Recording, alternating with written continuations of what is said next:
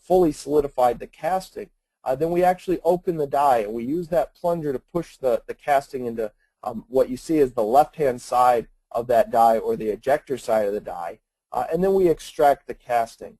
Typically, after we extract the casting, we're going to spray a little bit of nonstick or lubricant on the die so the next casting doesn't stick to the die, much like if I was making waffles, and then I make another casting.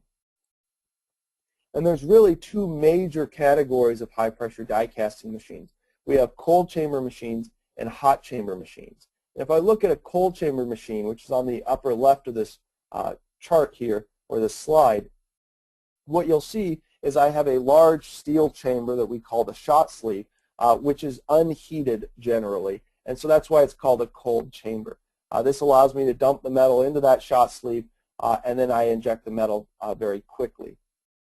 Now, in some alloys, they are melted at a lower temperature, and this is primarily the zinc alloys and sometimes magnesium. I can actually take that cold chamber and I can put it into the furnace like you see in the lower left-hand picture.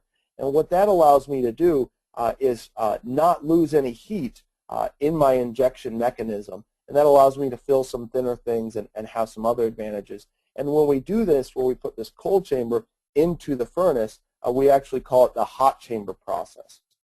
And so what you see on the lower left-hand side is actually an example of a conventional hot chamber die casting machine where I have this chamber that I'm filling with metal for the injection, and it sits in the furnace. I can also adjust the way I build that tool, and I can get a variant called the miniature die casting machine. And here's just a little example of what a miniature die casting machine looks like. And so essentially what you're looking at here is I'd inject metal from the back side of that plate, and I eject the casting from the front side of the plate. And instead of having two die halves that I'm opening and closing and injecting through one of those die halves, I actually have four different components to the die, or four slides, that make up that component, that die casting die cavity. And the very large advantage of these miniature machines is they can run very quickly, and they can make very small parts.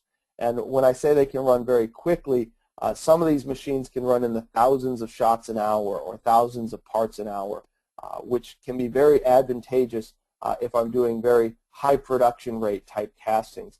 A great example of that is many people nowadays carry an iPhone, and the headphone jack for the iPhone is actually a die cast component, and it's made on one of these miniature die casting machines. So if we look at cold chamber machines, the alloys we cast in cold chamber are aluminum. These would be all the die cast aluminum alloys, and we will talk about some of those alloys actually in the next webinar on Monday, and then a week from Thursday of next week. We die cast all the aluminum alloys in cold chamber machines, and that's because aluminum is very aggressive in attacking iron. And so we have to use a cold chamber machine, because if we actually put an iron sleeve into a furnace, the aluminum would dissolve that iron sleeve away. And so we have to use a cold chamber. We also use ZA12 and ZA27, which are two zinc alloys, but they're two zinc alloys with a large amount of aluminum. In fact, the number stands for the percentage of aluminum in that alloy. So for example, ZA12 is a zinc alloy with 12% aluminum. And so there again, I have enough aluminum in the alloy that I have to worry about it attacking the iron that I would use for my injection mechanism. And so I cast this in a cold chamber configuration.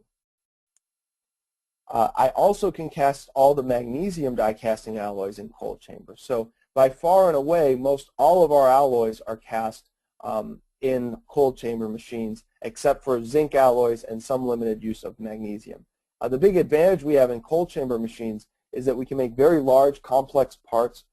We can actually hit higher pressures than we can in the hot chamber or really any other casting process. And there's a lot of different ways I can actually lay out this machine to achieve different goals. Now, if I look at a zinc hot chamber machine, here I can cast all the zinc die casting alloys, as well as ZA8, which is a lower aluminum content zinc alloy, as well as ZA or AZ91D, which is a magnesium alloy. Typically, we use make smaller components in AZ91D in magnesium, and if I make a larger component, I move into the cold chamber realm. And that really has to do more with the